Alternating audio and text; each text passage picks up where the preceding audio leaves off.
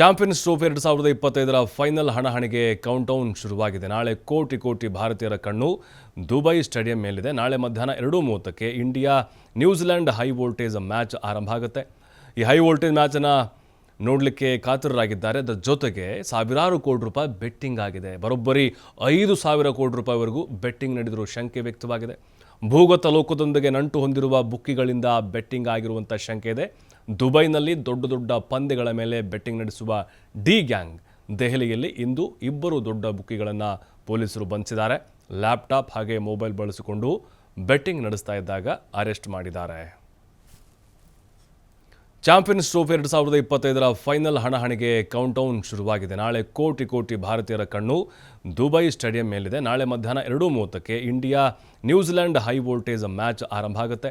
ಈ high voltage ಮ್ಯಾಚನ್ನು ನೋಡಲಿಕ್ಕೆ ಕಾತರರಾಗಿದ್ದಾರೆ. ಅದರ ಜೊತೆಗೆ ಸಾವಿರಾರು ಕೋಟಿ ರೂಪಾಯಿ ಬೆಟ್ಟಿಂಗ್ ಆಗಿದೆ. ಬರೋಬ್ಬರಿ 5,000 ಕೋಟಿ ರೂಪಾಯಿವರೆಗೂ ಬೆಟ್ಟಿಂಗ್ ನಡೆದಿರುವ ಶಂಕೆ ವ್ಯಕ್ತವಾಗಿದೆ.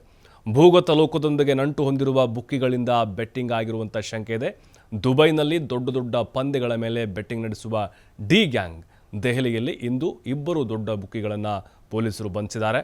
ಲ್ಯಾಪ್ಟಾಪ್ ಹಾಗೆ ಮೊಬೈಲ್ ಬಳಸಿಕೊಂಡು ಬೆಟ್ಟಿಂಗ್ ನಡೆಸ್ತಾ ಇದ್ದಾಗ ಅರೆಸ್ಟ್ ಮಾಡಿದ್ದಾರೆ.